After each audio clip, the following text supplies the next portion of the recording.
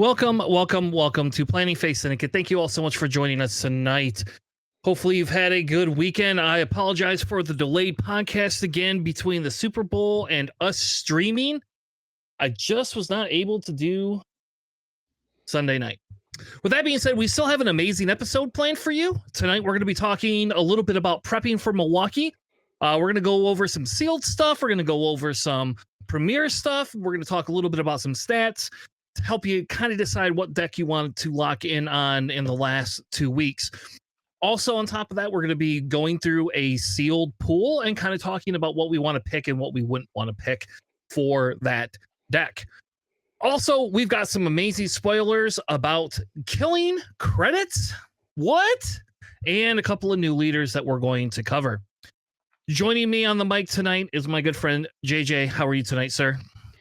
I'm doing very well, man. I enjoyed the Super Bowl this past Sunday, although I got to say it felt like watching two control decks battle against each other. I posted that in our Discord. It just felt like control versus control. Like there was just so many 3-and-out drives in the beginning and then just like a bunch of like chip shot field goals later on and stuff. But overall, like really enjoyed the Super Bowl.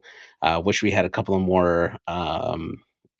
more trailers for stuff like the Grogu and Mando trailer was cute, but didn't really provide much other than seeing like a semi Budweiser commercial, but with Mando and Grogu. But yeah, other than that, good time. Had a good time. Awesome. And I think that's one of those things where it's like, yeah, hey, I thought the trailer was awful. Like, I don't understand why they're on a wagon.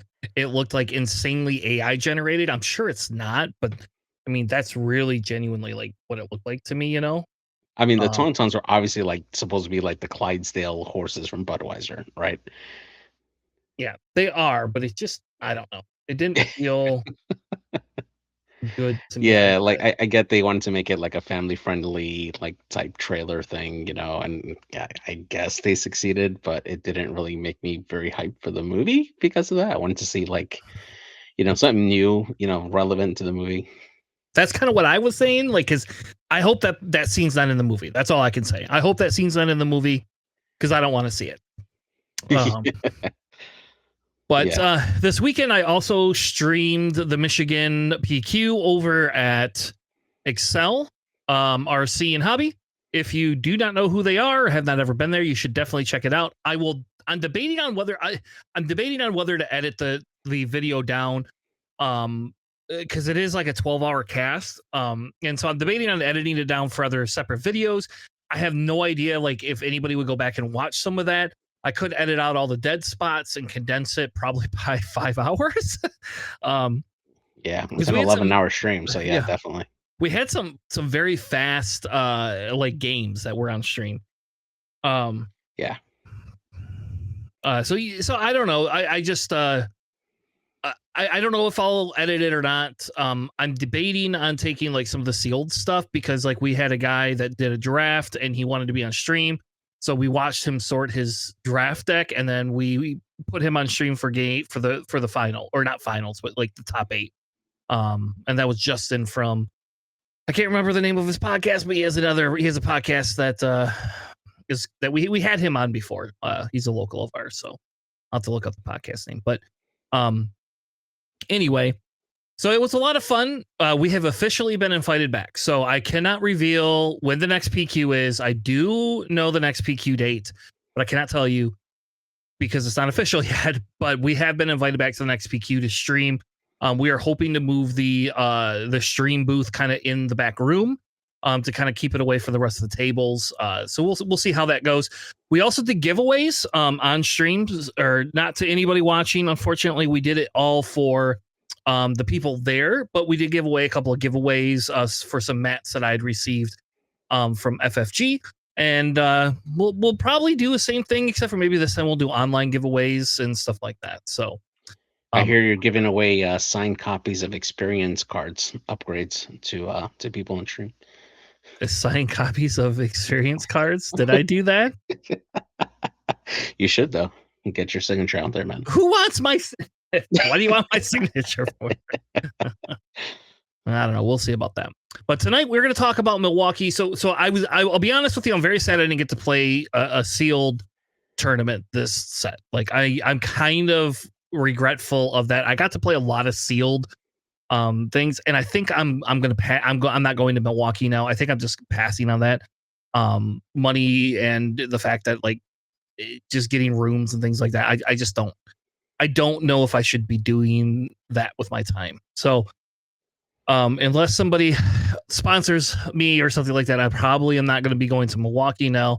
Though that does kind of open up Adepticon possibly. For me, there's a discussion on whether I might go to Adepticon now or not. But probably not still, but there is a possibility I may go.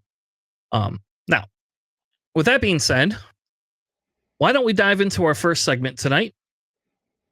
We're going to do some academy training for once. And we're actually going to do some prep. So we're going to do two prep segments. The first one's going to be a premier prep segment. And then the second one is going to be a sealed prep segment where we're going to talk a little bit about some of the cards, and then we're going to actually build a small sealed pool. Not that we'll ever play it, but we will have it here as something that we can look through and talk about. Are you ready, JJ? Are you excited? Yeah, let's do it. So, all right. So if I were to tell you, let's prep for Milwaukee, the first thing I did is I pulled like the top 5 decks. So there's some decks here that are obviously very prominent in the meta. And I pulled it 2 different ways. One with just top leaders, and then one with the leaders and bases for it. So as you can see, Han Solo 2 is the top overall taken deck.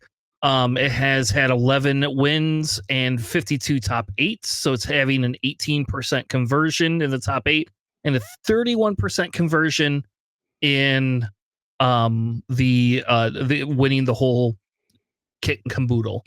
Yoda comes in in second with 10% of the top 8 and 4 wins. Han Solo 1 has less representative in decks, but technically is doing a lot better than Yoda in terms of top 8 successes, as well as 12 champion for it.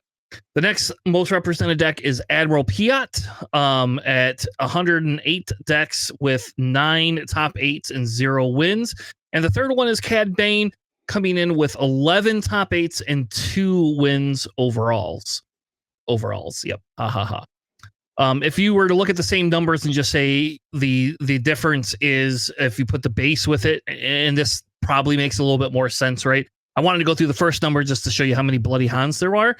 But Yoda Data Vault technically has the most top 8s, but not the most championships, whereas Han ECL is a little bit less representative of deck, but Han ECL is got 29 top 8s and 7 wins. Then you have Admiral Piat, again, just squeaking in there in terms of how many decks are being ran for Admiral Piat. No wins, 8 top 8s. Cad Bane Tarkintown, we've got 84 decks, 10 wins, 2 championships, and then Han Solo Blue having 16 top 8s and 2 champions. That's a lot. What do you think, JJ? What's your thoughts? I mean, for a while we were really, talking about how in the community a lot of people were afraid of, Han or not Han, Yoda being like the new meta monster, with so many like players bringing it and it doing well, doing the top 8s and stuff. But when you break down the numbers, you actually see how well Han is as an answer to Yoda. You see Han 2 and Han 1 both being viable options for playing against Yoda because they can ramp up pretty well and they can bring out a lot of units very well in the set 2 case for Han. So I mean, they've just done very, very well. Kind of surprised that we haven't seen a little more variety to kind of counter all the Han play, because there are other ways to like definitely do that, playing like control to help you beat Han and stuff. But yeah, I mean, that's just how the meta shakes out. It's still good to see Yoda being represented up there. But Han Solo is just such a good leader right now with all the different like good cheap units that you could put out on the board. Yep. Cheating out resources. Who would have thought that was a good mechanic? Yep. All right, so if we move on to the next part of it, and so that's kind of just your top 5, right? If you move into the next part, you could kind of see the representation, right? So this is a higher level representation of what you could see. And the reason I say this is because when you're prepping for Milwaukee, no matter what deck you're going to build, you have to know what the field's going to be. And this is a pretty high level competition. This is not something that's just like, oh, it's just your casual Friday nights. This is something where people are trying to bring the best deck or the best meta call deck to win. And so what I thought I would do is this one represents the decks over time for this set. And I obviously I didn't give you every single deck, but I gave you like the top 20 roughly of what some of these decks are, right? And so you can see there's Anakin representation, and this pulls out win ratios, period. So like this, I at this point you saw what was winning, right? What's top 80. Those are the ones you should most make sure your deck can beat or handle. So whether it beats that or if it can just have a game plan against those decks, that's what you need, right? But these are the other decks you're going to see. I guarantee you will see some Sabé. You're definitely going to see some Sabine. You're going to be seeing some Vader, some Palpatine, probably some Kira. I think Kylo Ren has kind of popped up a little bit in the recent thing. You still always have Quinlan Voss and Grand Admiral Thrawn being in there. But these are the decks you need to look at to be able to play. And I say that because if you build a deck and you look at this list and you go, okay, my deck can beat most of these lists 80% of the time, except for 3 of them. Then then if those 3 are not top meta decks, then you probably have a winning list. If they are top meta decks, then your chances of getting into day 2 are reduced, and then your chances of actually getting into top 8 are reduced even farther. My belief is the top that we are seeing right now, we will have 75% of the top will be these some form of these decks. I don't think Piat's going to be in the top. That's going to be my hot take. My hot take is Piat is not going to make a top 8 Milwaukee. But that's just my opinion. So yeah. Out of these decks, JJ, so you've been playing a lot of Darth Vader, right? That was like your thing is Vader Red, because you have to be obstinate, not run Vader Yellow. I mean, they're both good, but I like Vader Red. It's definitely more aggressive, and the inclusion of Sensicaz really makes Red feel really good, especially with the Vader swings. Being able to like set up a really big unit and swing immediately with Vader is really good for Red. But beyond that, yeah, the yellow definitely is really good. Yep. So out of these decks, like if you were flying tomorrow, like looking at these, do you believe your Vader Red deck could do decent into these decks here? There are a couple of matchups that I feel like I'll do really well against. Like I can definitely outdamage a Sabine deck. I can spread out damage pretty easily against Cad Bane. Sabay is I kind of have a favorable win against it. Facing off against Boba Fett at indirect damage, that really hurts. Palpatine with control can also be really bad if I don't get exactly what I need off the beginning to help me survive the initial onslaught of Palp, or if I let Palp ramp up too fast. And Han Solo has always been a hard leader to go up against with my Vader decks because they have a decent amount of good space units, and you can ramp them into bigger space units, which makes it harder for me to go into that. And Yoda, I've done pretty decent with because I can out damage him early on. But yeah, it's very tough to face off against like Anakin Skywalker or like Maul and stuff, things that can do damage directly to my units and possibly take out a unit that I need in order to build up my army. So yeah. All right, so fair enough. So if we move on a little bit and we go, okay, so now you go, Chris, how do I know what my deck is good for? There is a site called Stats. I have the link in the description, which is what I use for all of this prepping for this topic tonight. as you can see, you can look at your leader and you can look at what your leader is good into. So Han Solo 2 has a favorable win rate into Yoda. And I apologize, they're not in percentages, but you could do the math, right? You know, green is the darker green, lighter green, all of that fun stuff. You could do the math between win-loss ratio, right? Hmm. So Han Solo 2 into Han Solo 1, not as favorable, right? Into Hmm. Cad Bane, a little bit more favorable, but still not favorable for it. But as you can see, Han Solo 2 is favorable into a lot of other things except for Emperor Palpatine.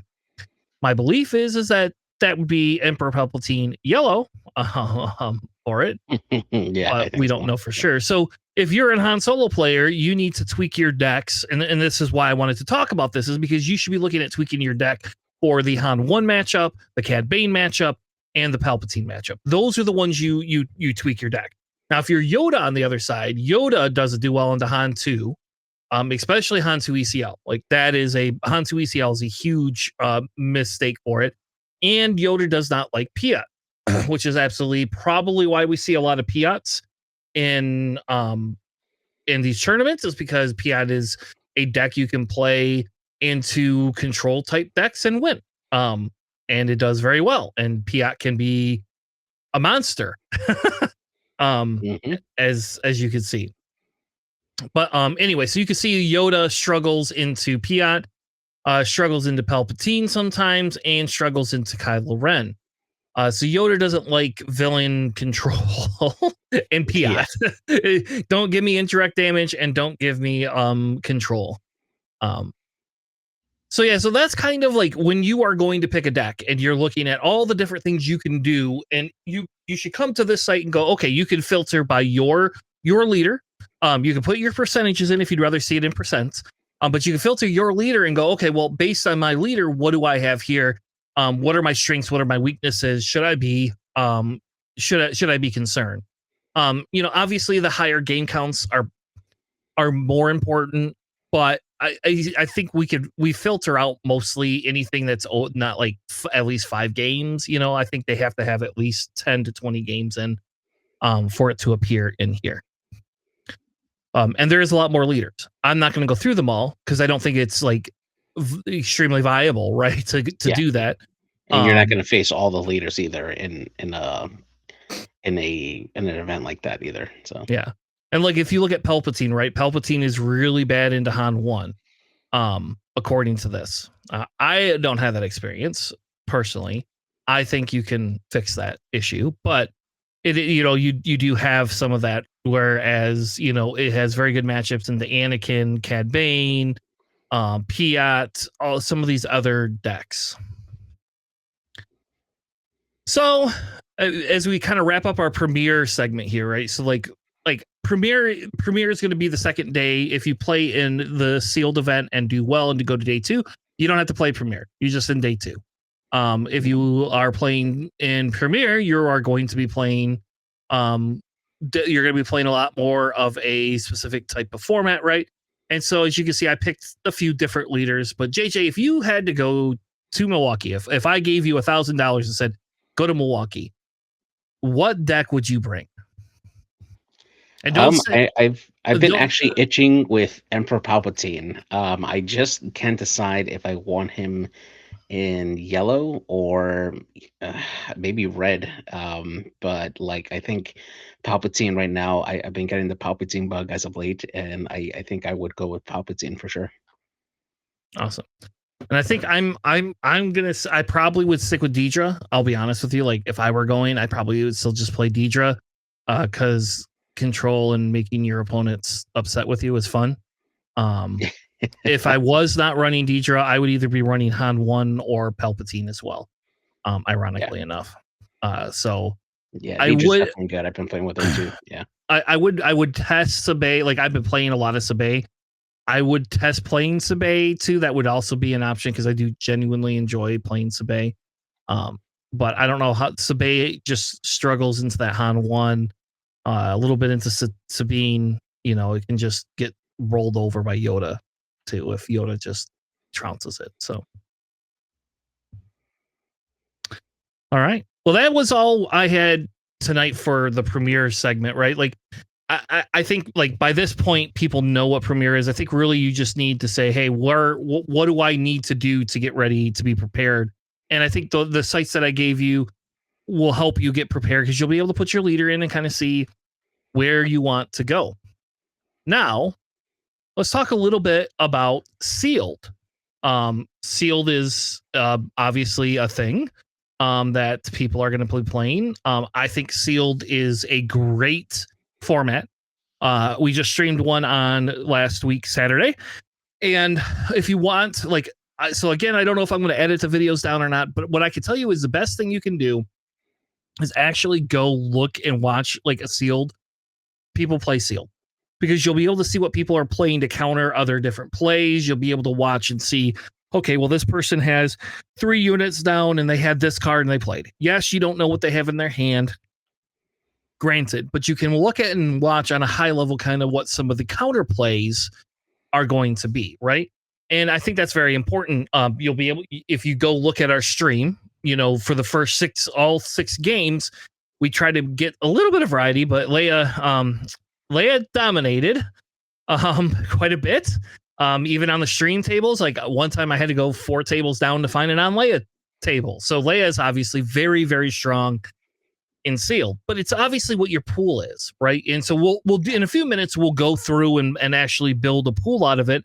But what I think you're going to see, these are the 7 leaders I think will be your biggest competitors in sealed. Again, people will play whatever their pool is, but like people are going to tend to swerve to Yularen, Leia, Jabba, Cassian, Deidre, Mon Mothma, and Sly. Like if you get if you get a Sabay and you have a good Sabay pool, the people will play that too. But Sabay is a lot harder of a leader to pull, I think. Seeing as she's rare, right? For it. Any leaders that you played in your pre-releases that you feel I missed? No, I think this is actually a pretty good representation. Yep. So what we did is we also posted a link in the description for Alex's. He put together kind of a guide for what is good, okay, and bad. So as you can see, like the leaders in here, he has Satine, Jabba, Yularen, Mon Mothma, Deidre, Cassian, Luthen, Padme, and Sabay. Well, you're not going to get to play Padme or Palpatine because they are not going to be included in your sealed kit this time. We went ahead and left them in here, but you're probably not playing them. I would stick away and avoid Mama Sue, Bale, and DJ. Sly Moore, like I said, I feel people are playing Sly Moore a lot more lately. I don't know. I don't know if I would say she's really that good. If you had a choice between her and Leia, right, you're gonna pick Leia. Like you don't pick Sly Moore. But there is some synergy, and like in sealed, you have a lot harder of a time. In draft, though, and this is not a draft, this is just a sealed discussion. In draft, your big thing would be Sly Moore is a really good unit because you have the ability to kind of curate and build out towards her. Yeah. On a quick note, you can see the legendaries, obviously Queen Amidala, Figure of Unity, Voss, Tyranna. Thrawn is huge. If you get Thrawn or Obi-Wan, just those are auto include plays. Cassian, Lando, those are kind of the Darcian. These are kind of the key legendaries if you get a legendary that you can build your deck around. And what I would say is, like, if you don't have any hero, don't just play it because you have 2 queens. We did see that Saturday, a gentleman pulled 2 queens in his sealed box or sealed packs, and he did not do super well. He did okay, but he didn't do super well. So he built the decks based on the queens, whereas maybe his pool could have had something else. Again, we don't know because I don't have everybody's pools and stuff. But yeah.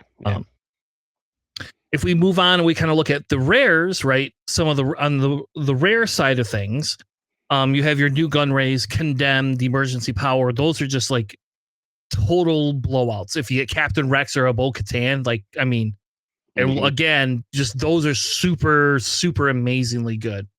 Obviously Palpatine, right? like Palpatine, because he's a plot card. First Light's a plot card. Cyril Karn, Karis, Callus, Grievous, Arrest, Blue Ace, Ebon Hawk. Those are like really, really, really great rares. You're probably not getting a lot of rares, but if you do, those Yeah, are the those are ones good. you want to look at. I've gotten about like a box and a half worth of cards, and I still don't have a single Karis. It's crazy. Which is hilarious because I have 2 Judge Karises now. Nice. Yeah.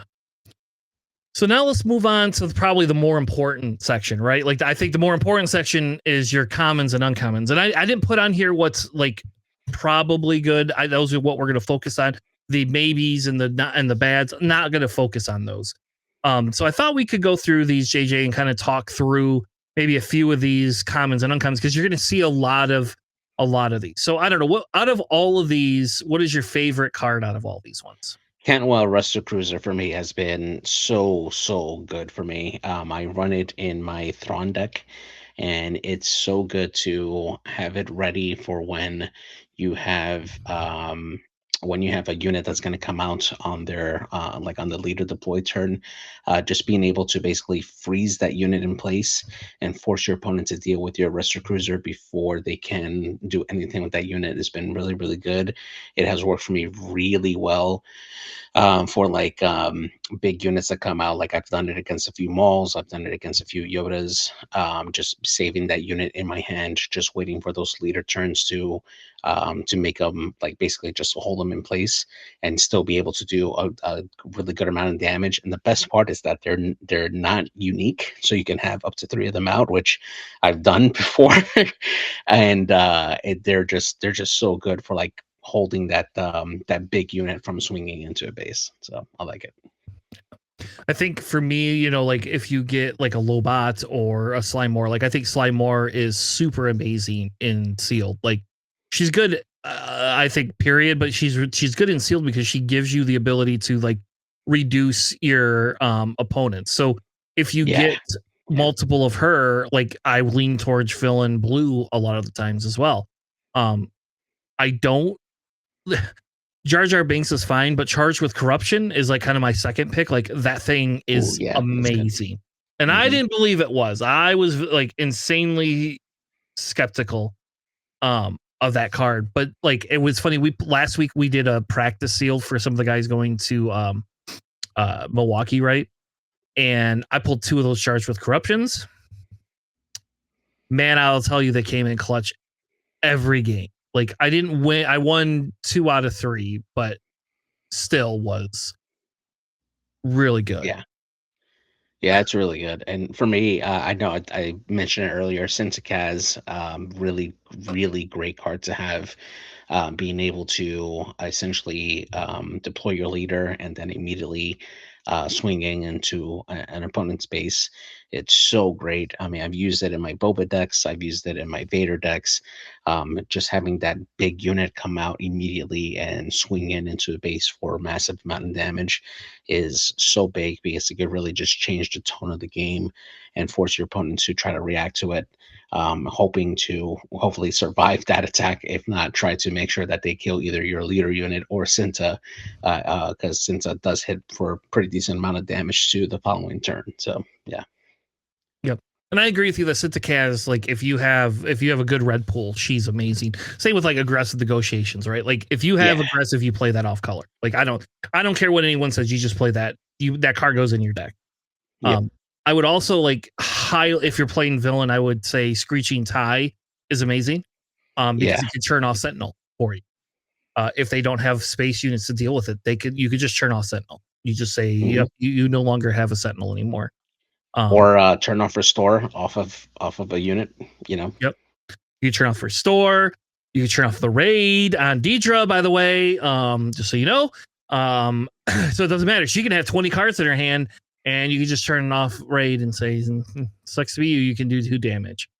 Um, yeah. So if we move on to like commons, if you get Death Troopers and like a retaliation or knowledge and defense, you probably should be playing yellow or blue, right? Villain blue. Like it's just amazing. Like the guy last week had 2 Death Troopers, 2 Imperial Dark Troopers, right, and 1 Sly Moore, and his sealed pool. And it's like, all right, and he had Jabba, and it's like, okay, well, I don't know what to do against this. Like, this just is actually really good, man. Like, you have some really good units here.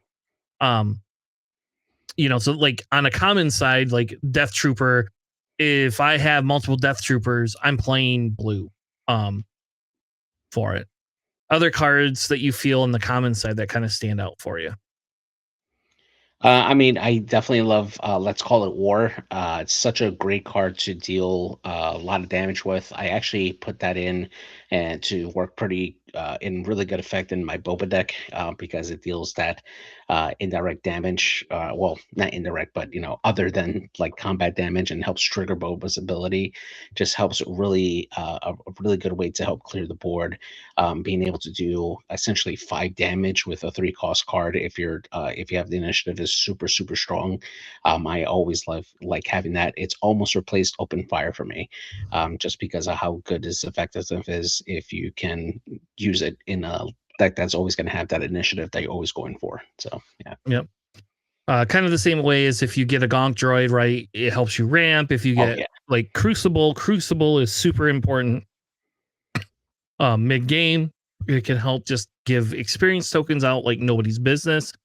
The other kind of sleeper one is like Contempt for Culture is really good. They're doing 2 damage to something and Hmm. create a spy token, like especially turn 1 if they don't have like Meanie or something that has more than 1 health. Mina or something that has more than 1 or Hmm. 2 health is really good. And then Outer Rim Constable is kind of the other one. If you get like multiple Outer Rim Constables, you're on there. Yeah, absolutely. And then also, this is really just deck dependent, just depending what your how aggressive you're being. But sudden ferocity can be also really good, especially if you have quite a few overwhelm units. It can help really just boost that extra damage and for its resources. It works well if you resource it and then later on play it as a plot, or just play it as an upgrade onto one of your units and just get that extra damage onto a really strong unit that can go right into a base. It's a great cheap upgrade that can just do that extra damage. All right, so let's move on to actually building one. There is this website called Protect the Pod. It allows you to kind of play sealed and draft. So obviously I'll have a link in the description for you. You just click sealed here, and we're gonna say what's the secrets of power. Hmm. All right, can you see my screen, JJ, or no? Yes. Hmm. Can you see my packs? No, not yet. Okay, let me refresh It this. froze. Yeah, I was gonna say it froze. I mean, all I see is your login right now. All right, can you There we see go. it? I see your packs. Yep, Okay, there we go. so see, it'll give you 6 packs, and then you can either open them individually. 6 packs. Awesome. What? Oh, ha, ha, ha. So you can open it individually and see it'll kind of give you, who your leaders are. We got a Bale, which is absolutely hilarious. But see here, so we could go through all these individually, but basically what you do is you open all your packs and then you have the ability to actually go through and kind of sort them. So they'll allow you to sort them as well. So as you can see, like in this pack, like I got a Mazda Mita is really good. I got an Armor of Fortune that's really good. I got a Let's Call It Hmm. War. I got a freaking Mandalorian unit. Look at that. Dope. Love it. So we go our second pack. We get a Deidre. We got Ferrex Uprising. Oop, we got Death Troopers. Holy crap. We got a Captain Rex and a Hyperspace Disaster. But the Captain Rex, like, that just made the list right there, right? Yeah, Boom. man. That's good. We also got an Outer Rim Constable. All right, let's go to our next ones. We got DJ. DJ. We got DJ. All right. Not super good, but we did get a Grievous here for our rare. Grievous was on our list of good ones. We got the Walker, Republic Walker is good. We got a Darth Acolyte. Look, we got a Contempt for Culture. We got a Vizago. That seems pretty good. Go to our fourth pack. Oop, there we go. We finally got somebody. Yularen. We got Yeah. Yularen. So now we have Yularen and Deidre. And so we're leaning Yularen or Deidre right now, unfortunately. Yep. And you got a Deidre unit. Yep. And we got a Deidre unit. Like that's dope. So unfortunately, we're probably going villain, but we'll see here. Yeah. All right, we'll open our 5th pack. We got a Leia. There we go. We got a Leia, baby. Oh, So nice. now Hyperspace. everything opens back up too. Everything opens up. All right. Let's just open our last pack. We got a Nubian Star. So we got no sand crawlers. That's interesting. But we got an FN core trooper and a Domitic shock squad. All right. So then after this, you hit continue. And so then it basically says it allows you to kind of build your deck, right? So it has all the different packs separated. I believe if I yeah, there you go. So then it separates them all into what we want. And yeah. Mm-hmm. Yep. So I can immediately say we don't want Bail. We did get him on Mothma. How did I miss we got him on Mothma? So the first thing I would do is I would say, okay, I have him on Mothma. Let's go and actually look at anything that is an official. And I don't know if I can type in here official. I cannot. Just from memory, I don't think you have enough official cards to make it a decent Mothman deck. So I would either go, if we're going to go hero, I would go with Leia. And if we're going a villainy, Deidre is very tempting. But I think Yularen might be the better call. Yeah. I think what we need to understand is like what is our bombs, right? You know, like we have bombs here. So like we have Rex. Rex is really good as a bomb. What other bombs do we have? We have FN Troopers is amazing. The Mandalorian. We have Mazdamita is really good. We have Meanie. We have the Outer Rim Constable. We have this Republic Walker.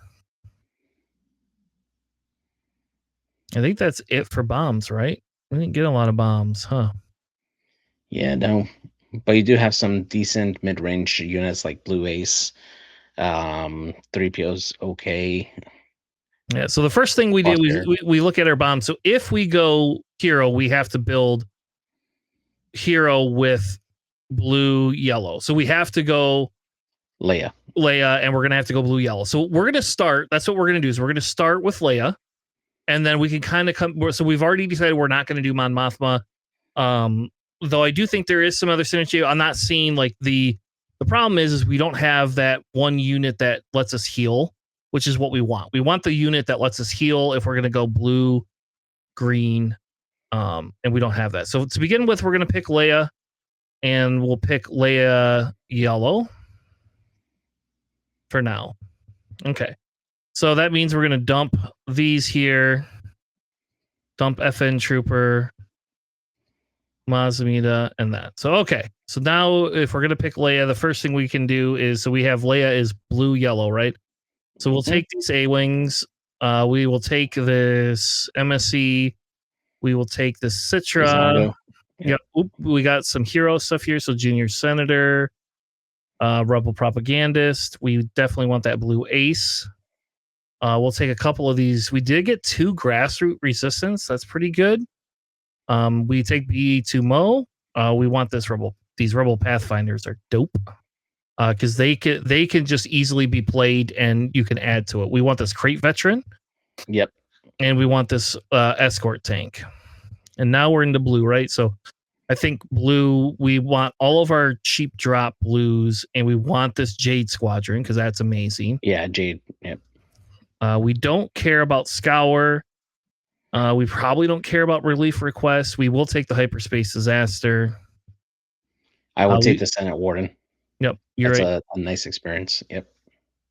We'll take these Alderaanian Envoys, Armor of Fortune, and we will take the Batoon Helicopters. We are not taking this Aspie. Somehow we don't have any neutral. Isn't that crazy, right? The grassroot resistance cards I would take for sure. No, like these neutral guys here. Oh yeah, I Easy. know. Yeah, we didn't get many at all. All right, I'll add them. I will tell you I'm hesitant to have those. So okay, so we are. What are we at right now? We're only at 25 cards. What do we have to have a 30 card deck? Yeah, 30 card deck. Yep. So we don't have a ton of bombs, but we could probably put these emissaries in here, right? Yeah. I think these are really good. And then do we get a Bugatti? We got a Cures. I hate that card. Catch you unaware. I don't like that one. We'll take the accelerated plans. I think we'll take that. All right, and then let's look at. So now we are at 27 cards. I would consider let's call it war, either to activate her ability or to just play it off aspect, just for damage. Yeah. So we have let's call it war.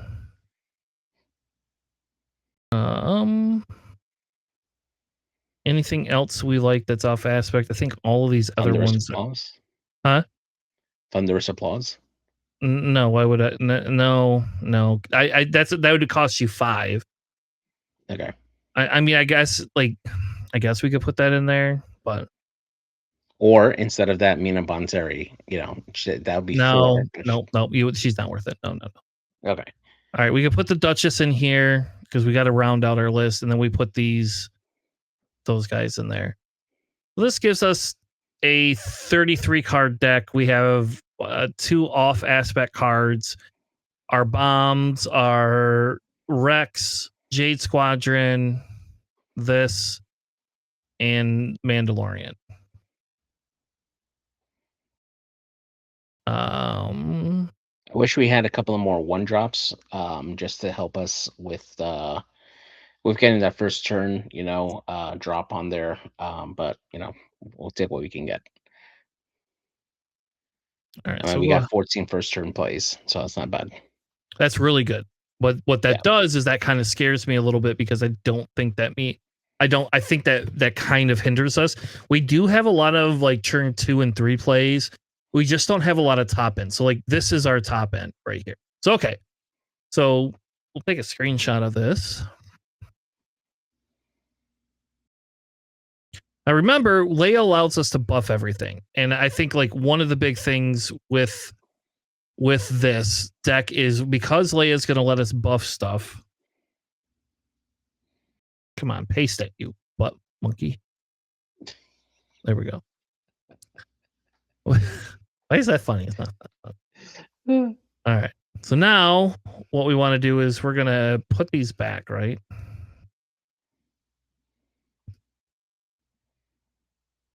Man, this sucks. I have to click everything.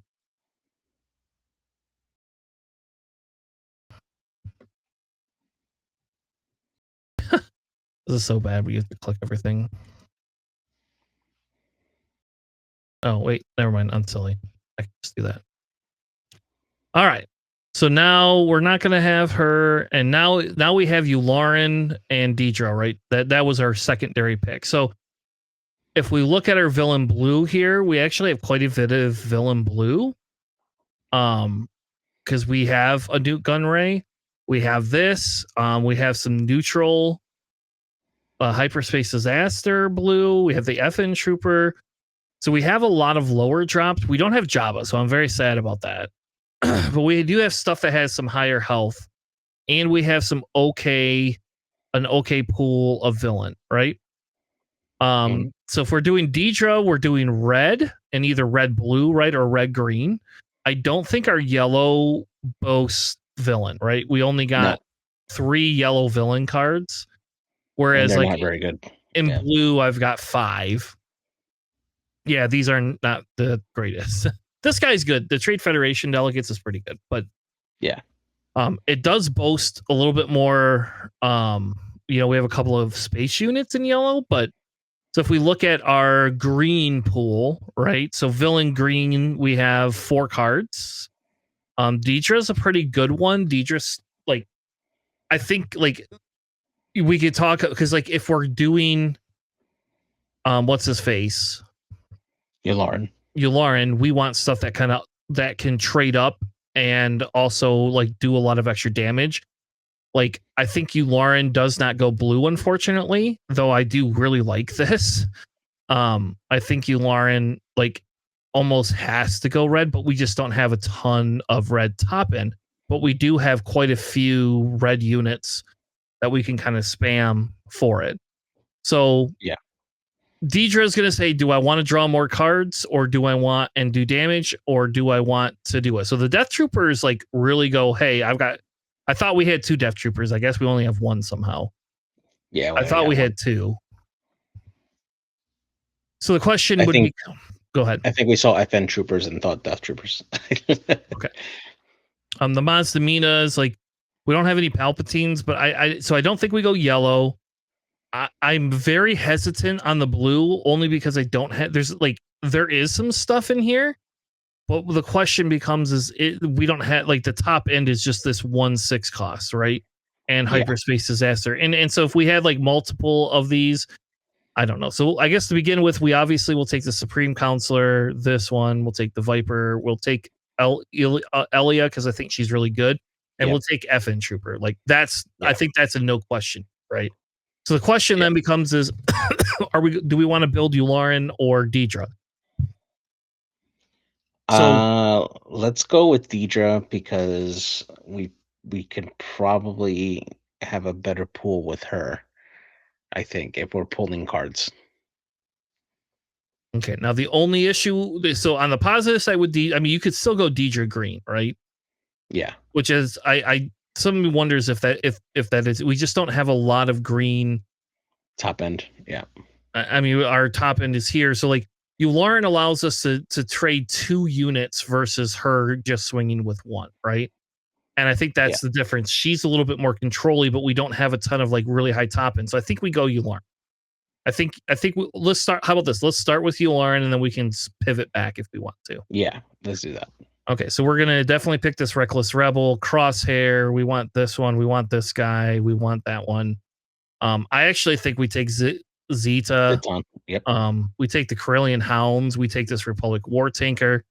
I'm actually saying we should take Ambitious Reward, even though it's not my forte. But I saw everybody playing it quite a bit. We definitely take this. Let's call it War. What is this card? Pursue the lead. Choose a player. That player discards a card from their hand. If it costs 3 or less, create a spy token. We'll put these as proliminary. I don't know if we want those. So we want this Unveiled Might. Would you leave the Imperial Occupier? Where's the Imperial Occupier? The red and red. Oh, I forgot we have Villain Red. Nope, you would take that, and we would take these squadrons. Yep. Yeah. 100%.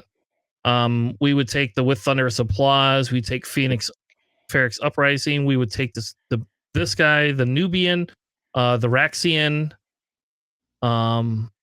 We would take the Shuttle, Mazda easily.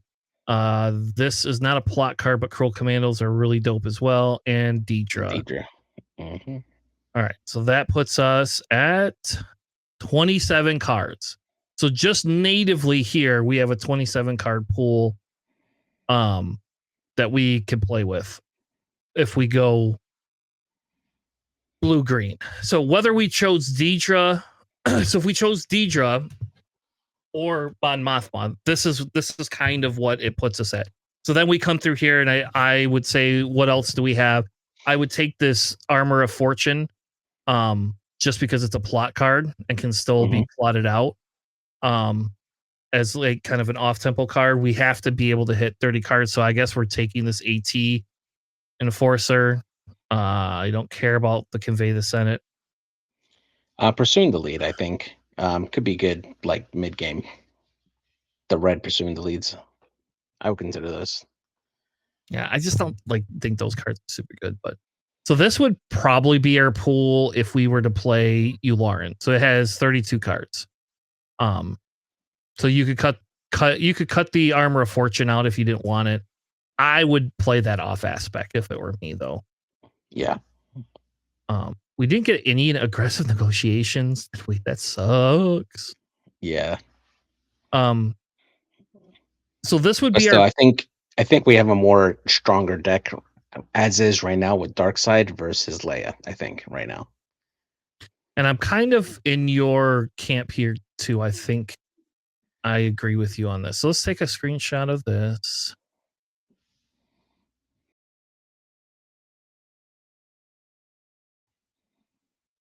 All right. And we're going to go take this and we're going to paste it back in. And I think if, like I said, if we do Deidre or, or Yularen, right? Like now we could say, like, I think like the card pool for Deidre and Yularen are very identical. Come on, paste it, you stupid computer. Thank you. But now I say if we were to play Deidre, we have two options, right? So our options with Deidre would be the fact that we have the ability to go blue. So let's look at our blue pool real quick. Just because it gives us the ability to kind of examine if blue would be better. I don't think you could play Yularen with blue, but I guess you could, right? Like I guess maybe we could. Because we get Senate wardens. I don't like relief requests, but I guess we could play it. And then if we're playing the difference would be is the blue versus green. So then if we were playing Deidre, it would be all of these again. Yeah.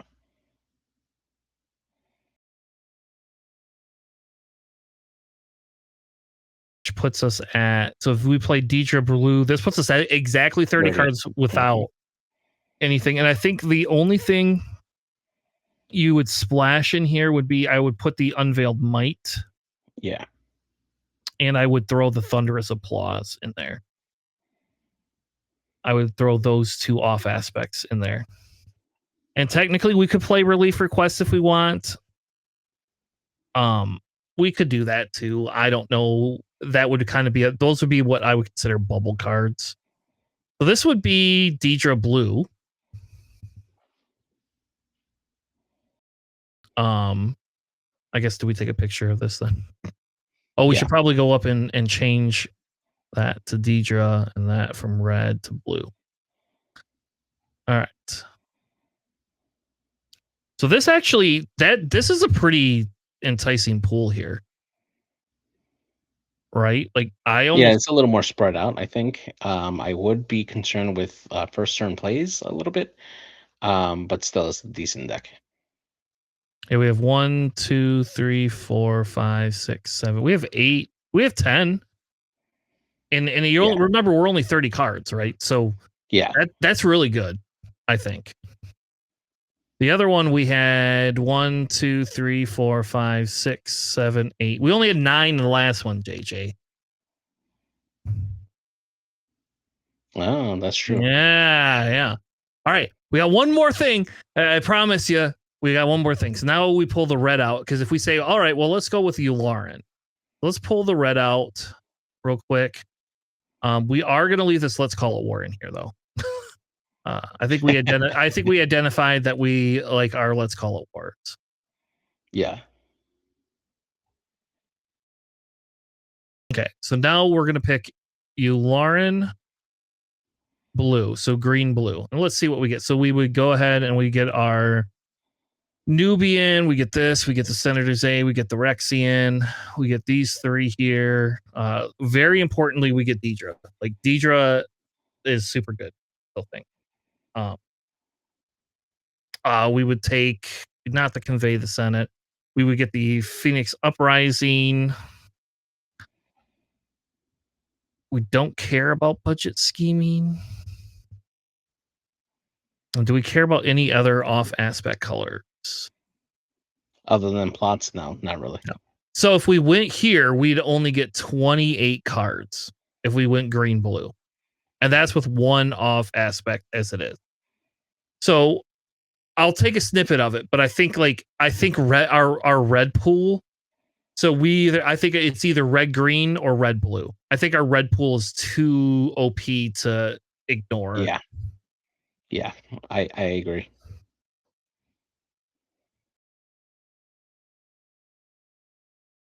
All right, so now let's take this, and now if you want, you can actually just go back to our doc, JJ. All right. Because I posted the 4 picture. So let's go back. Let's start with our Leia. All right. All right. So we start with our Leia. We look at it. Our Leia's okay. We have a lot of early turn plays. We have two kind of end game plays.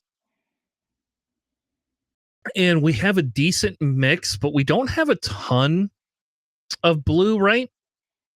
And we have some of the Yeah. neutral. So we have a lot of yellow, which means we have to hold multiple cards, like the Let's Call It War or with Thunderous Applause or something like that. We're going to have to hold those cards to be able to add experience tokens. But we have a freaking Mando unit. That is like the Mando unit and the Rex are the best cards in all of our pools. So let's go down and then we look at our Yularen. We have some top end with green, red Yularen. We have 9 turn 1 plays. We get the Let's Call It War with the Thunderous Applause. We could go a little bit more low to the ground with Yularen because we're swinging with multiple units. We have the ability to put out multiple units. We have a unit that creates a secondary spy token and twice. We have a couple different of those. If we look at Deidre, and again, we could play this as Deidre green, but I think if we go red green, it's Yularen no matter what. If red green is Yularen. But then we could come and look at our blue. Our blue's got a little bit more, like we've got, I feel almost a little bit more top end, a little bit less 5 drops though. Yeah. I feel like we stall out a little bit once we get to that. But we can play multiple units a churn, right? Yeah. And we have tons of low end here. And we get access to the Hyperspace Disaster, which is okay. And we get access to Unveiled Might with Thunderous Applause. As kind of like those two are the off-color ones. We get the FN Troopers. We get Death Troopers. We get New Gunray. I like our blue pool personally. I almost think you go Deidre blue. Yeah, I mean, we certainly make a good case for it. The blue deck definitely seems pretty good. Although, I mean, I think I still would lean towards Yularen just because you're able to attack with multiple units twice, and you have a lot of low end stuff that kind of really plays into that. But yeah, Deidre blue, I gotta say, it looks pretty strong too. Yeah, the Deidre blue, because if you're gonna run blue, you probably don't want to go blue green. Yeah, I don't think blue green is that beneficial. But I'll tell you what, we'll leave it up to the vote. We'll leave it up to the end users. You tell us what you would play. I'll create a special doc that just has these pictures in it. Tell us what you would play. I think I swerved to the Deidre blue. And JJ saying he would go green, red, Yularen, which I don't disagree with. I do think that green, yellow Yularen is a very safe bet as well for it. All right. Well, that was our sealed discussion for tonight.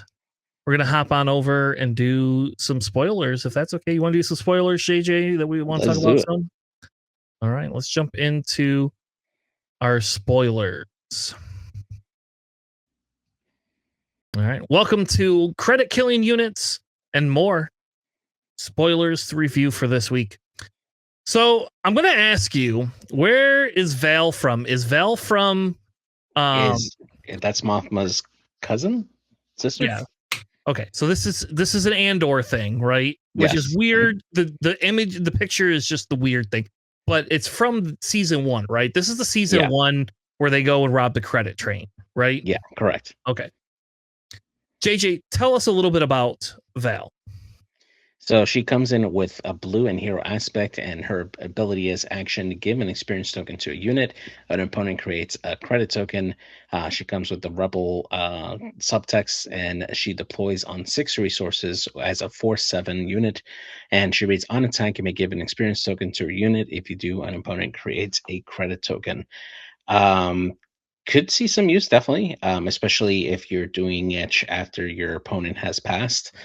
Timing is definitely everything for this particular unit.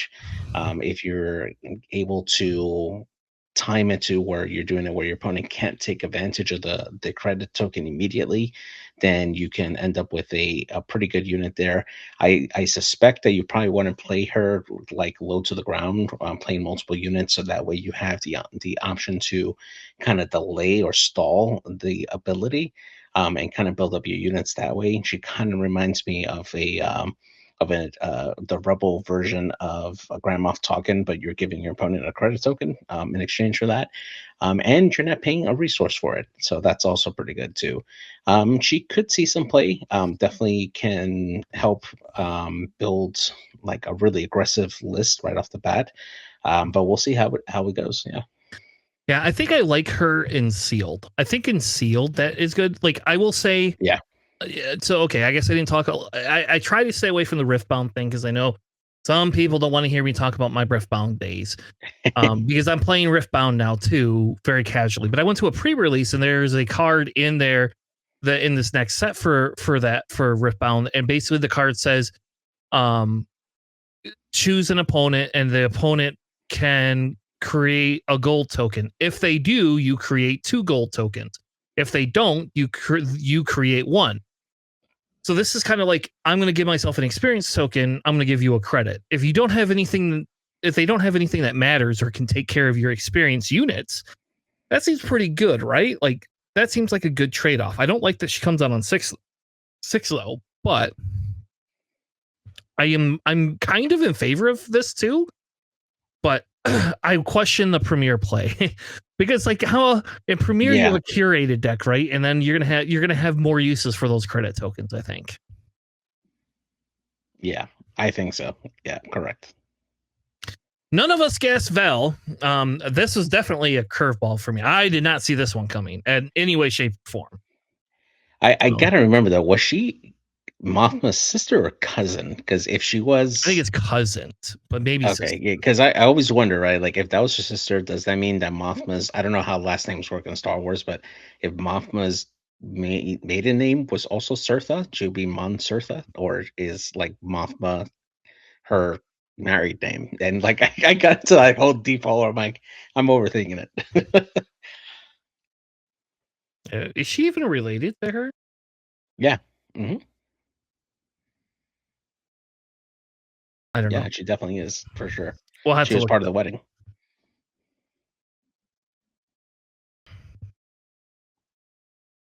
Yeah, I don't know. I guess I don't see where she's actually related to Mon. She's a cousin. There you go. Found it. It's Oh, her she is a cousin. cousin. Okay, Yes. cool. All right. Well, let's move on to our next one. We have Saw Gerrera. I guessed it. There we go, baby. Love me some Saw. Very excited about Saw. I love Saw. I don't know how much I like this guy now, but I do just love the fact that we got old man, angry Saw coming into play here, right? Um, Hmm.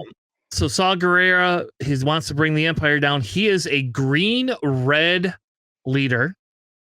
So you can splash other color, right? You can have a 3-color deck. You just don't get hero or villain, but you do get you can have 3 colors, man. Hmm. Um I that piece of it I love. I just love that part of it. Um his action says attack with a unit. It gets +2 and gains overwhelm for this attack. After the completing this attack, go ahead and defeat it. That doesn't seem very good, but there is some stuff that has when defeated effects, right? So Hmm. he now can take advantage of when defeated effects, basically. If you control 6 or more resources, deploy this leader. When he's deployed, he is a 4/7. When attack ends, if this unit survived, you may attack with another unit. It gets +2 and gains overwhelm for this attack, but then you got to defeat it. So it's basically the same text. Is he basically kind of gets like how Leia allowed you to attack with another unit, but now this one gets like 2 and overwhelm, but you got to kill it. So if you're going to sacrifice your units anyway, this guy's great. Like Yeah. Yeah, he feels like a rebel Thrawn almost, right? With his like going for the one defeated effects for sure. Like I like this a lot. I definitely want to build a couple of lists with Saw Gerrera because it feels like there's so much fun, especially when you start factoring a lot of the blue units that have a lot of the when defeated abilities. Yeah, this could get really silly really quick with Saw.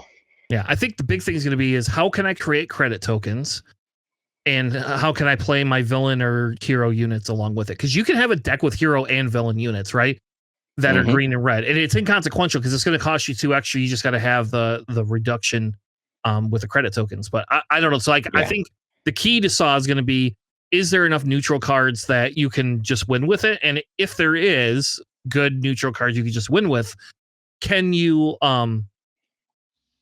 create credit tokens to be able to play those hero or villain cards that are really good with it? yeah, But as of now, I'm eyeing green, red, yellow. That's what I'm personally. That's what I'm eyeing is green, red, yellow. Because a lot of like aggressive negotiations, Cinta Kaz, a lot of these other ones, Cinta comes out the same turn he does, right? So you can plot Cinta out and attack with Saw, and then attack with another unit. So you can essentially get a double attack, and then even though you have to sacrifice your other guy, you essentially are getting a Cinta Kaz on the board, and now you can claim. So I don't know. yeah. I like it. I think he's good.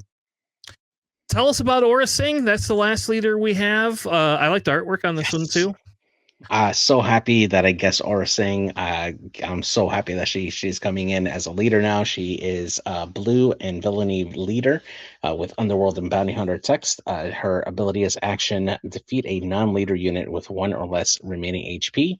She deploys on 7 resources, and she comes in as a 3/7. When deployed, you may defeat a non-leader unit with 5 or less remaining HP for that particular turn. Like this a lot. I wish that her attack power it was a little bit higher. I guess that's a trade-off though, because being able to defeat a unit with 5 or less remaining HP is really strong.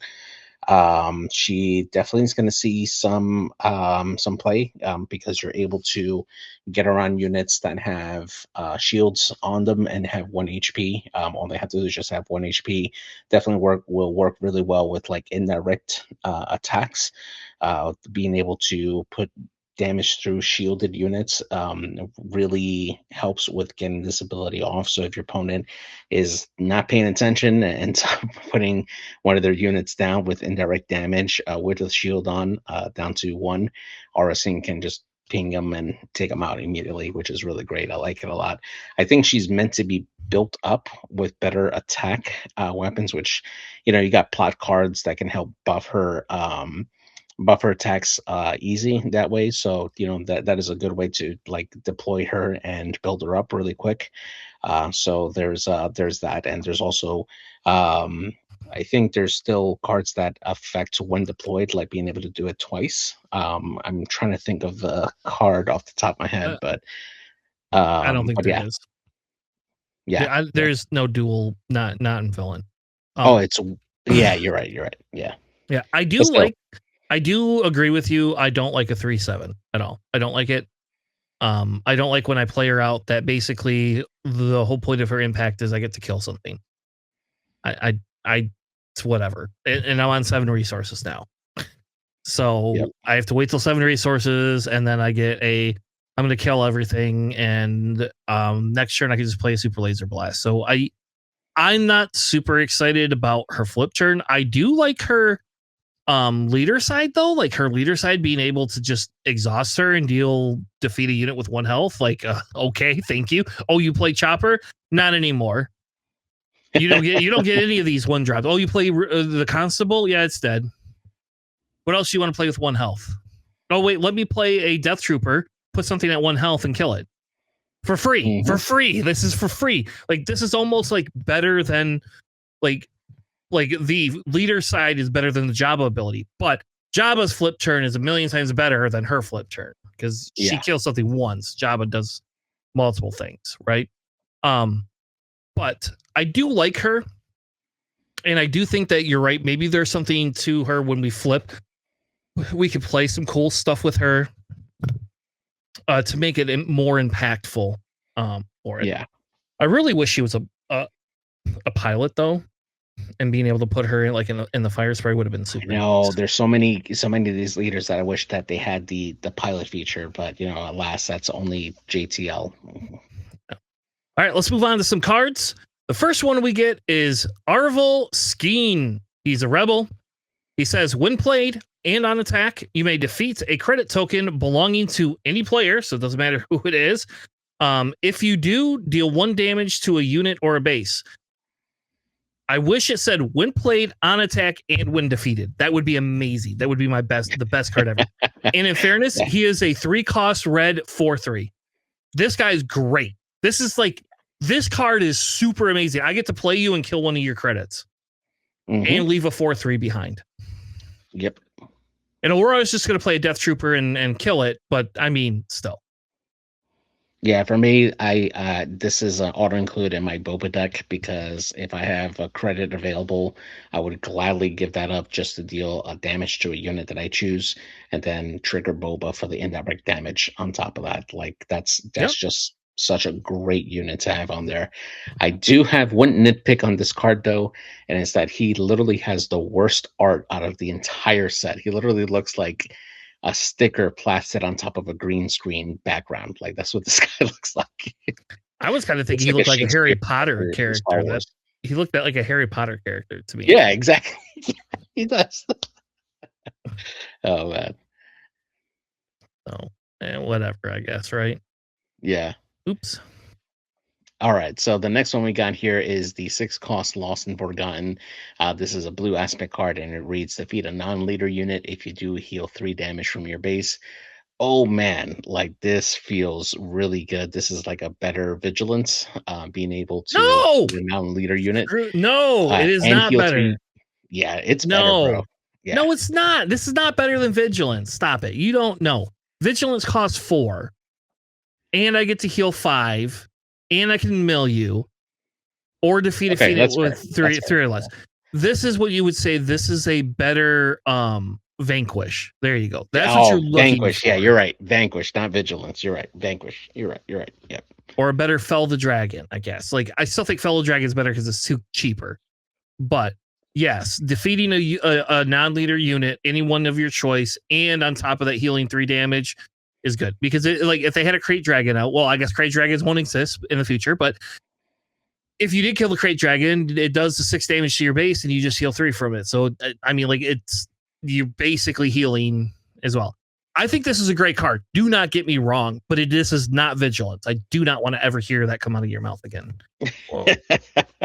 That's like you saying the Giants are going to win the Super Bowl next year. It's not happening. It's not true. You're delusional. Oh man. Yeah, if this card said defeat a non-leader unit, if you do, heal 3 damage from your base and mill 3 cards, then I'll give you the Vigilance tag. Yeah. I would, and then definitely. And I would 100% just play that and everything. Yeah, I mean, considering that we're losing a good amount of like removal, I think that this card will be an auto include in a lot of decks. Sure. Yeah, blue decks. But yes, I agree with you. I like this card. I think it's a good card. Moving on to Bentic 2 Tubes. He is a 2-cost red green 3/2 Underworld Trooper. He says on attack, deal 1 damage to an enemy ground unit. When defeated, deal 1 damage to a base. For a 2-drop, that's great. I think he's fine, because if you play him and they kill him, you still do a damage to a base no matter what, right? So obviously he's designed to work with Saw. So just that way, when you can attack with him for 5, get overwhelm if you need it. If you don't care about the overwhelm, you just want to do 5 to base, you essentially are doing 1 damage to a unit, which you can do ahead of time, and then you're doing another damage to base to defeat him. So I think he's really good for a 2-drop. Yep, love it. Obviously, he's designed really very aesthetically to play with Saw, but I mean, if you are playing red green hero or villain, he works really well. So. Yep, absolutely. Yeah, really good, man. Really good for his cause for sure. I'm just glad that this can't be played with the set 2 Cat Bane. just really loud. All right, so the next one here we got the 6 cost, the Ghost, coming in with 3 aspects. It's a green, yellow, and heroic aspect with Rebel Vehicle Transport Spectre, coming in with a 4/4, which just a side note on that, it feels really, really bad to have such an iconic big ship as the Ghost come in with only 4 attack and 4 health. Like that just feels like bad stats, and maybe it's just the X-wing bias in me. So it reads, you may give an experience token and a shield token to a unit, and that does include the Ghost, so that would make it a 5/5 if you did that with the shield, so not bad. And if you control a blue or red unit, you may give an experience token and shield token to each of up to 2 units instead. So that does require a little bit of setup on there, but it is definitely really really nice to be able to do that when you're coming up there, just giving that buff to your units right off the bat. Definitely is going to see play. This is a pretty great vehicle to have in your list. Definitely going to see some action on a lot of lists. I don't know. I don't like this card. I'll be honest with you. I don't like this card. I guess if it's super easy to get all the blue, red, green, yellow together, great. But Leia, easy. I don't think Leia's gonna make this card that great though. I just like I'm playing a 5/5 with shielded. I have a Ghost that's a 5/6 for 1 cheaper. I think maybe the same cost that becomes Sentinel. And it comes in shielded. Like, why would I play this? I mean, to be honest, like I could see a couple of cases with like Kanan Jarrus, a leader. This is yet another Spectre unit that can get that buff with that. So having 2 Ghosts, then you being able to add on another experience and shield to another unit out on the board. I mean, there's cases for it for sure. Can you get the maximum amount from it every time? Probably not. But still. So if you're playing Kanan blue red, this is a 10 cost ship. Just so you know. It's not that's not worth it. So if you're playing, at minimum in Kanan, it is 8 costs, no matter what. It's 10 costs if you're playing blue red. If you're not playing blue red, it's an 8 cost unit. I would never play this for 10. I don't give a shit if I get to give 2 experience tokens and a shield and 2 shields out. I don't care. It's not worth it at all. I think this card is garbage, personally. Okay. Well, that's just me. All right, let's move on to Sabine Wren. She is Spectre 5. This time we got a 3-cost Sabine Wren with some of the best art, period. Yeah. She is a 3 red-yellow hero, Mandalorian Rebel Spectre. She comes with Ambush. When played, you may defeat a non-unique upgrade. If you control a blue or green unit, you may defeat an upgrade instead. So basically, you can defeat a non-unique upgrade no matter what. And if you control red or green, you can defeat a unique upgrade you want instead. I think she's good, personally. Like, I think like this one's good. Like, okay, how come we can't have the Hera that lets you just play whatever Spectres you want now? Like, you can play automatic Spectres.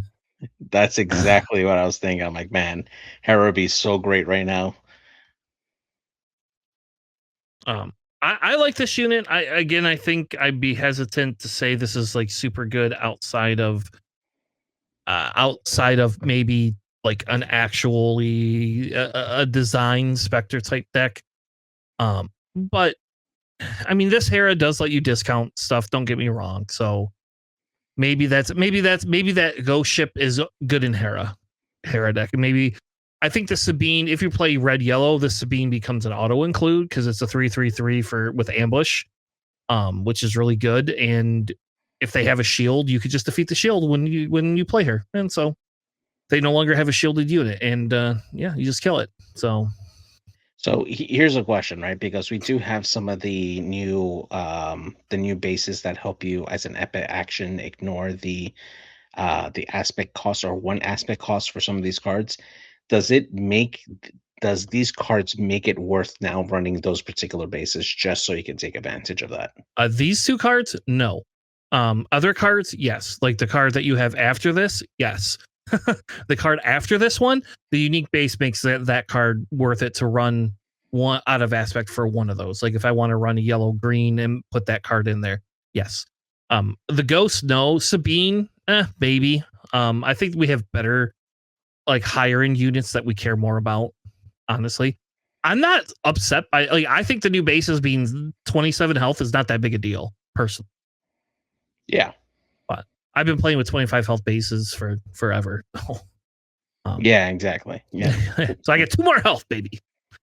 But so the answer, to me, the answer, JJ, is the ghost. Absolutely not. I would not take less health, 3 less health to be able to play the ghost for 8 in a Kanan deck.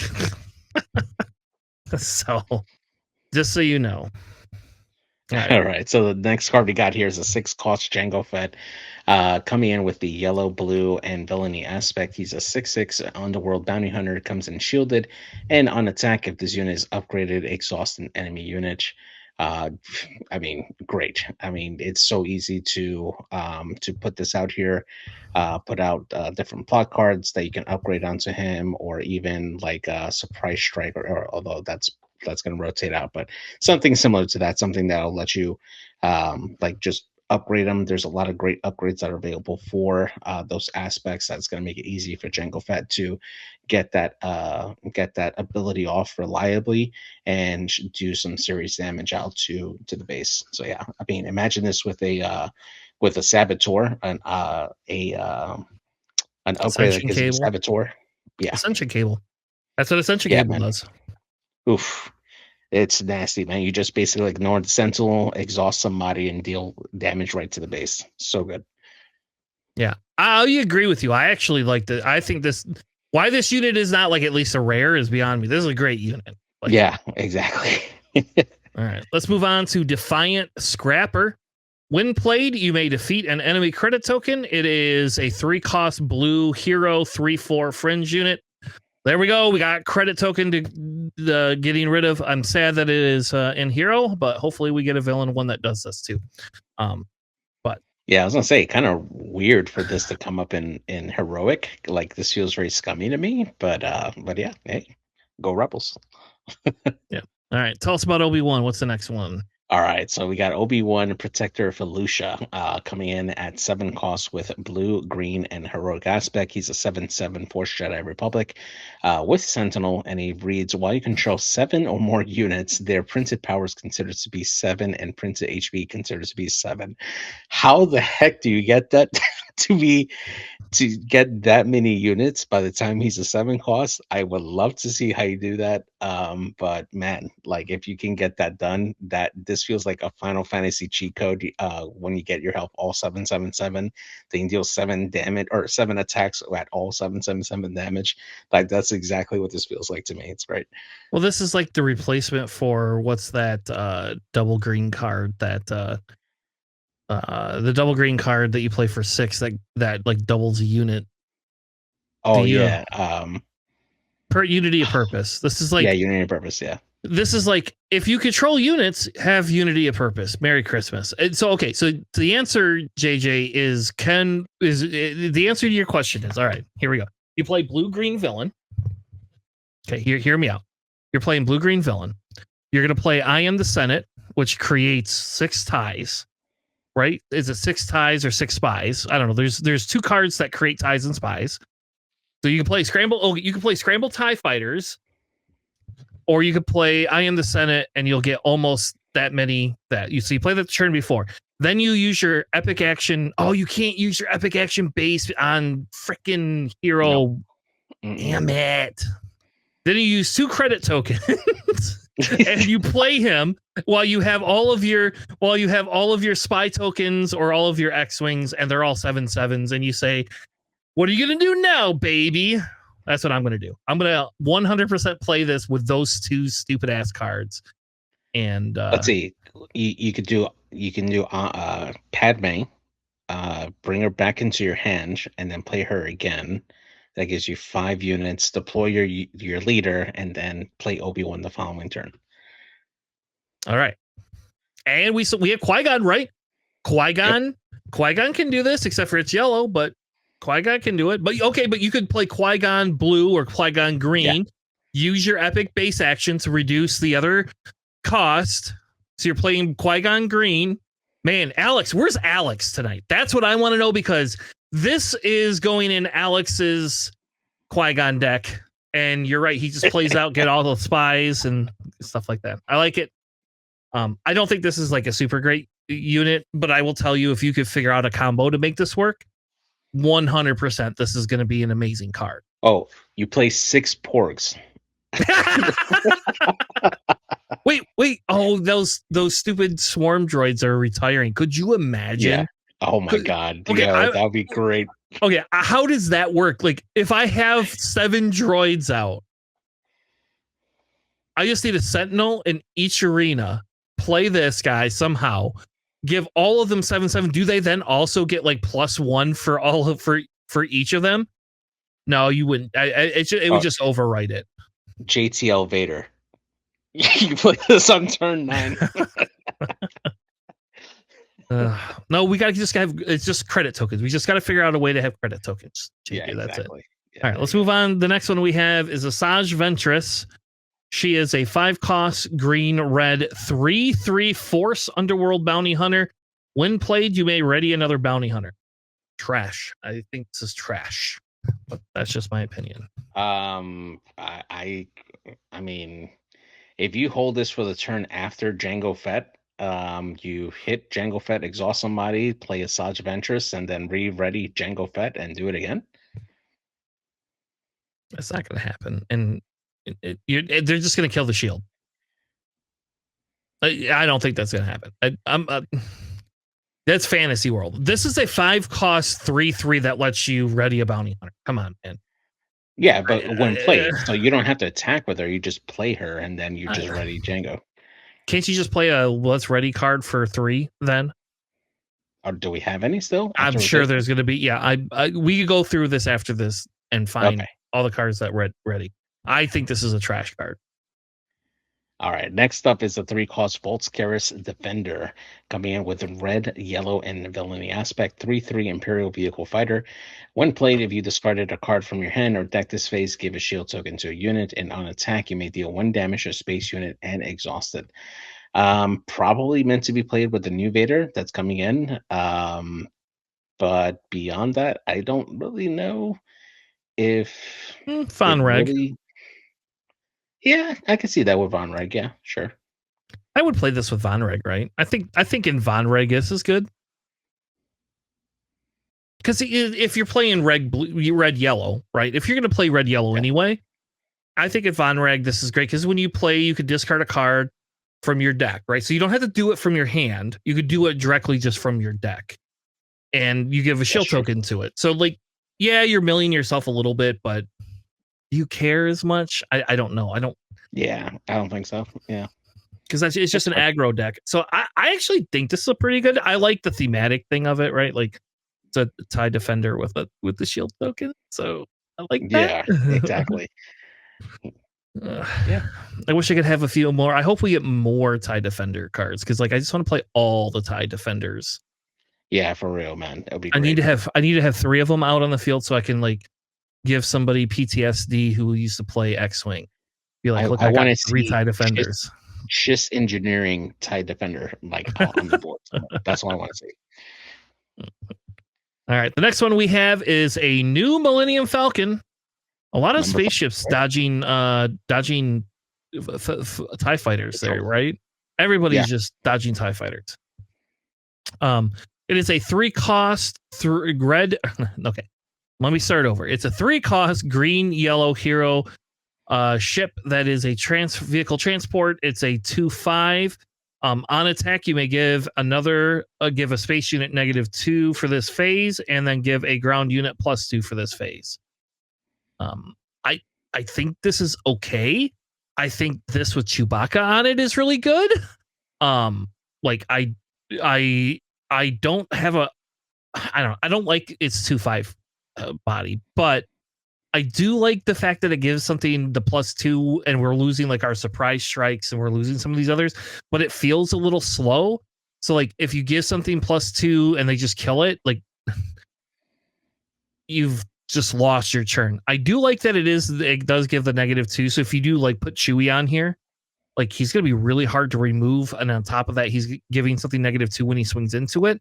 Um, which is kind of that makes sense, right? And put Chewie in the Yeah. Falcon and I mean, for um, me, I see the Han pilot card that yep. allows you to deal damage first Hmm. do really well with this. Especially if you're attacking a unit that you can't remove off the board, just being able to just reduce that damage down. But yeah, I agree. Chewie would love this Millennium Falcon for sure. Yeah, I think it's okay. Like I like my Ready Falcon a million times better, but I think this is a non-broken Falcon for Christ's sake. So, Yeah, for sure. all right, what's the next one we got? All right, so we got the 3 cost, the Max Rebo Band. Yes, the most weighted card in Swoot history, what we've been waiting for. Coming in with green and yellow aspects, he is a 1/5 in Underworld musician, which is a new subtitle there. I love it. That's the first musician we have in the game. I love it. I just want to know who the rival musician is. What is it going to be? The guys from the original trilogy, the Boffins, with the saxophone. I guess that's the other musicians. They got to have a card next. We know. This one reads: when the regroup phase starts, create a credit token, which is great because this is basically all the tips that people are throwing at Max Rebo for his awesome music that he plays at the cantina. So yeah. Yeah, I like this card actually. Alex is down on this card. I am not though. I mean, there's another card that you could pair this with that works really well, but like I'm all for. I'll play. This is like a pseudo ramping card, right? It is a 1/5, and but who's going to kill a 1/5, right? You really want? I mean, who wants to kill the Max Rebo band? Like, don't kill my Max Rebo band. Just leave it alone. He's cute. But the next card we have is Max Rebo himself. He is also an Underworld musician. He is a 4-cost 2/7 green yellow aspected card. There is an additional regroup phase after the first regroup phase for this round.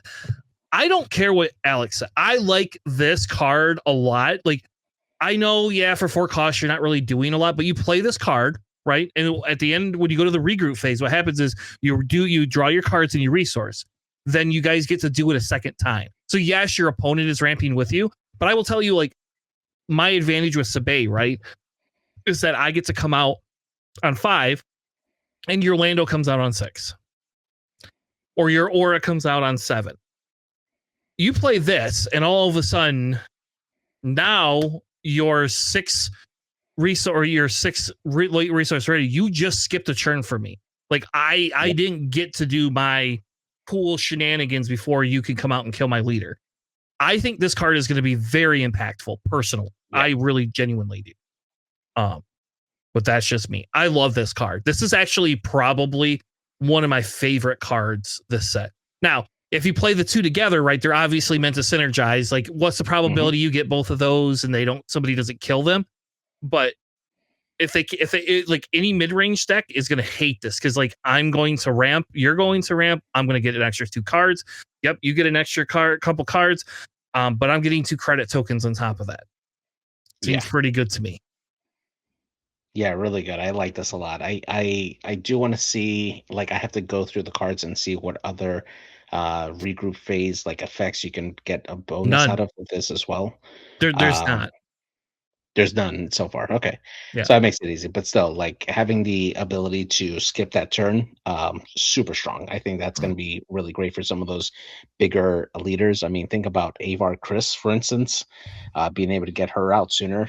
She would absolutely love to have Max on the team there. Yeah. Director Krennic, like, oh no, like Director Krennic comes out Oh on yeah. 7. Like, I mean, this is again, other decks get this is a little bit more fair ramp because we're ramping together, but I'm eliminating your turns before I get to play big stuff. That's why this is good. And if you do not kill this, when I hit 9 resources and you hit 9 resources and you've lost 2 turns of playing units, and I don't care because I'm just playing big ass units, I think I benefit. I think I win.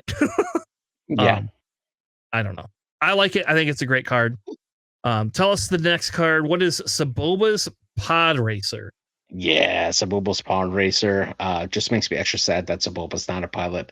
But it comes in with 3 costs, red and villainy aspect. It's a 3/3 vehicle speeder, and when you discard a card from your deck, you may ready this unit. Use this ability only once each round. Pairs very well with Saboba's ability, being able to discard cards and then just ready this out, which will allow you to basically play this the same turn that you deploy him with Saboba. But yeah, decent for what it can do. Yeah, again, you have to discard a card, but this is a ready Falcon, right? Like that's what this is. Yeah.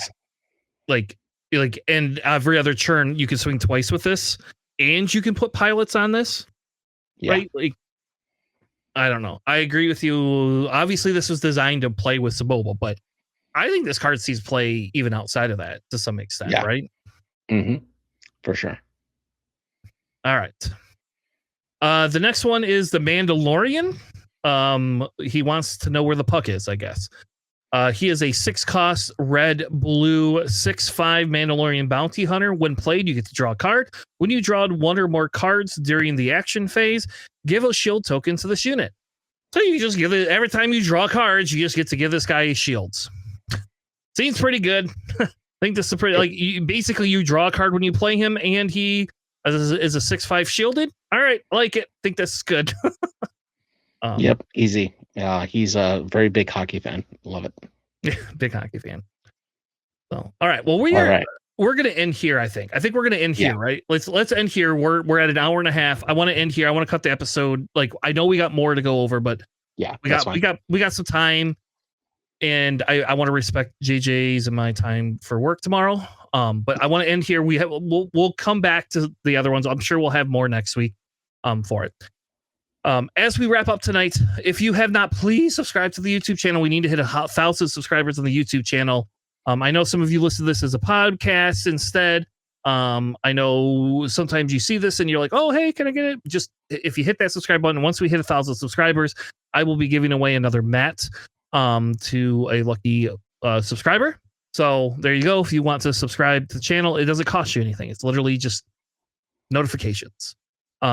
Also, we will be casting another PQ in a couple of months, 2 to 3 months. I don't know exactly how long till the next one, but we will be casting another PQ in Michigan coming up here very shortly. So look out for that information. Any other announcements? This Sunday, are we off this? No, we'll be back this Sunday, right?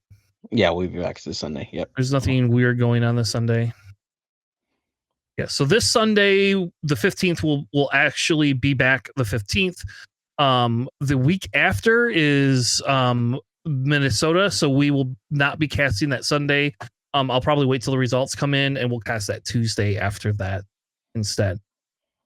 Yeah, I think that's all the announcements. So with that being said, thank you all so much for joining us tonight. Have a good night. We'll see you on the Flippity Flop.